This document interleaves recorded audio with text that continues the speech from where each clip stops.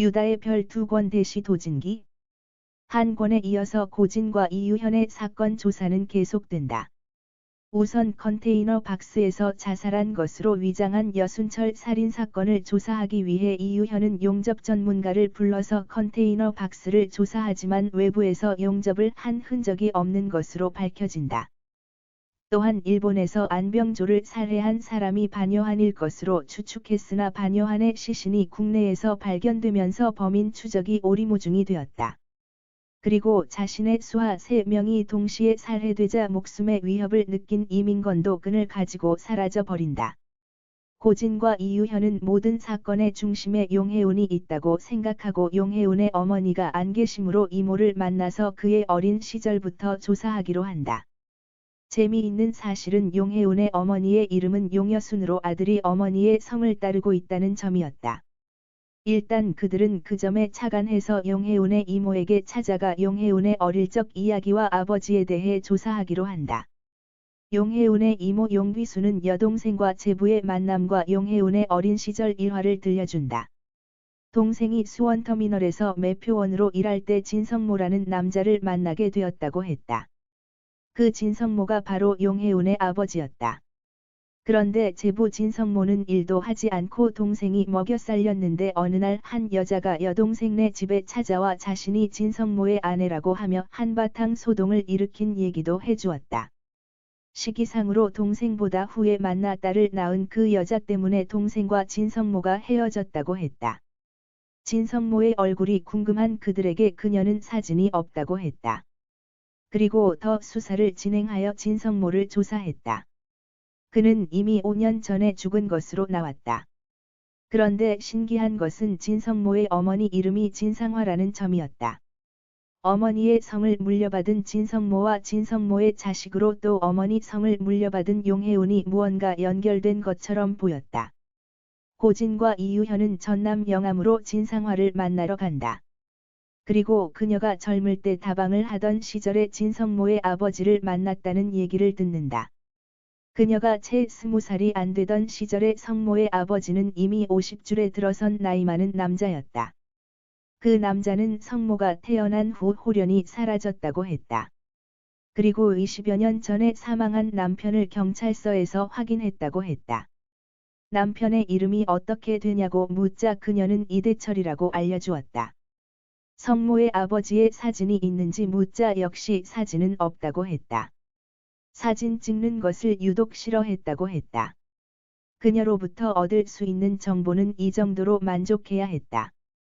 그들은 용혜운이 다녔던 초등학교와 수원의 시공고를 찾아가 보았지만 별다른 소득이 없자 그들은 수원역 부근에 있는 용혜운이 다녔던 중학교를 찾아갔다. 그곳의 교장이 마침 용혜운의 3학년 때 담임이었던 김일환 선생님이었다. 그로부터 학창시절에 용혜운의 일화를 듣게 되는데 그는 폭력을 쓰지 않고도 자신의 추종자를 만드는 능력이 있는 아이로 기억하고 있었다. 여기까지 조사한 바를 바탕으로 고진은 다음과 같이 추리했다. 1937년 용문산 꼭대기에서 자살한 사람이 백백교주 전용해가 아닐 수도 있지 않을까? 그의 시신을 그의 아들 전중기가 확인하고 아버지가 맞다고 했는데 혹시 아들이 아버지와 자고 탈출한 것이라면 어떨까? 그렇게 탈출한 전용해가 이대철이란 이름으로 살아갔다는 가설을 세운다.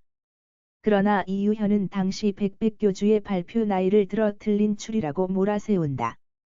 당시 발표된 백백교주의 나이가 43세로 고진의 주장과는 나이대가 맞지 않는 것을 들었다. 그러나 고진의 주장에 따르면 당시 백백교주는 누구에게도 얼굴을 보이지 않았고 철저하게 자신을 숨긴 것으로 유명하므로 공식적으로 발표된 나이 또한 조작된 나이일 것으로 보았다. 고진과 이유현은 일본으로 건너가 당시 백백교주 시신 발견에 대한 경찰 자료를 검사하기로 하고 화미령 변호사와 함께 일본으로 건너간다. 그리고 1937년 전용해의 시신을 발견한 사건에 대한 보고서를 확인한다. 최초 시신 발견자는 당시 19세의 떡거머리 총년 이춘달이라고 되어 있었다. 한국으로 돌아온 그들에게 충격적인 소식이 전해진다. 그동안 잠수를 타고 행적을 감추고 있던 이민건이 베스솔트라는 마약에 취해서 알몸으로 교통사고를 일으키고 태연하게 사무실에서 카나리아를 먹다 경찰에 체포되어 병원에 강제 수용되었다. 이민건에게 마약을 먹인 인물을 용해운으로 보고 있지만 증거가 없는 상황이었다.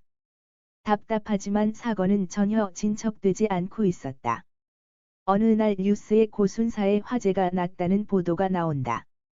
고진은 이 뉴스를 보고 이유현에게 연락한다. 고군사가 중요한 이유는 백백교주 전용해의 유골이 화장되기 전 임시 보관된 곳이기 때문이었다. 국과수에서 보관 중이던 백백교주의 유골이 불교계의 소송으로 폐기 결정이 났기 때문이었다. 고진과 이유현은 고군사로 달려간다. 고군사에서 보관하던 백백교주의 유골을 훔치려던 일당은 고군사의 승려가 발견하여 다행히 도난을 당하지는 않았다. 승려의 말로는 그들의 차량이 12인승 스타렉스로 엔진 튜닝을 한 차였다고 밝혔다. 고진은 백백교주의 유골을 확인하게 해달라고 하고 포르말린에 담긴 유골을 확인하는데 유골에서 원래 있던 윗니들이 모두 사라져 있는 상태였다. 범인들이 실패한 것이 아니라 유골에서 윗니를 뽑아간 것이었다. 일본에 요청한 백백교 사건 재판에 제출되지 않은 수사 기록 중 동경지방문서 보관소에 있던 자료가 이유현에게 도착했다. 여기에는 시신을 처음 발견했던 이춘달의 신문 내용이 담겨 있었다. 이 자료를 바탕으로 고진은 이춘달이 백백교의 어린 전령이 아니었을까 하는 추리를 한다. 그렇게 일본에서 온 자료를 보면서 사건을 정리하던 그들에게 남기만을 찾았다는 연락이 오고 그들은 남기만을 찾으러 남양주로 간다. 그들이 남기만을 발견했을 때 그는 기름을 넣는 큰 드럼통을 용접하는 중이었다. 그를 발견하고 이유현이 그에게 다가가는 도중에 용접하던 통이 폭발하며 남기만이 즉사하는 사건이 발생한다. 이제 용해운의 신복은 4명이 모두 죽어버렸다. 고진은 이게 우연한 사고가 아니라 용해운의 지시였을 것으로 추측한다. 그리고 용해운이 백백교주의 유골에 숨겨진 암호를 찾기 위해 국과수에 들어갔으며 그 유골이 고군사로 옮겨지자 그곳에서 윗니를 모두 뽑아갔다고 추측했다. 그렇다면 그 암호는 유골의 이빨에 기록했던 것으로 보였다. 고진은 화미령에게 함께 끈에 적힌 암호를 풀어보자고 부탁한다. 그리고 화미령은 자신이 푼 암호를 알려준다. 그녀가 푼 암호는 천원우였다. 그리고 그들이 생각해낸 장소는 백백교가 소유했던 천원금광이었다. 고진과 화미령은 직접 눈으로 확인하기 위해 그곳으로 향한다. 그리고 그들이 굴에 들어가 확인한 것은 이미 깊게 파인 구덩이뿐이었다. 그들은 한 발 늦은 것이었다.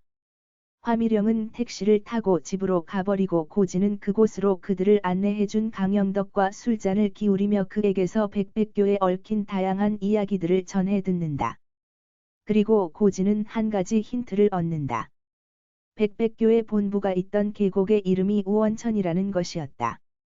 그들이 부른 암호를 거꾸로 하면 우원천이 되는 것이었다. 그리고 둘은 그곳으로 출발한다.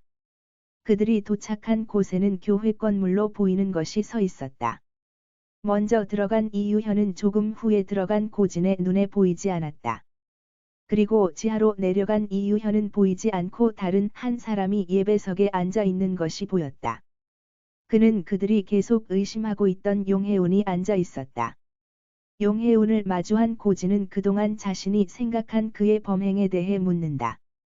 그러나 용해운은 증거가 없는 헛소리라며 부인한다. 그러는 사이에 지하실에서 올라온 이유현이 용해운의 옆에 나타난다. 용해운을 제압해 그를 체포할 수 있을 것인가? 후반으로 갈수록 이 사건의 배후가 드러나는데 용해운의 뒤에는 생각지도 못한 사람이 기다리고 있다. 조금 긴 이야기지만 두 권으로 들어오면 사건이 조금씩 풀리면서 진짜 배후의 모습에 다가가게 된다.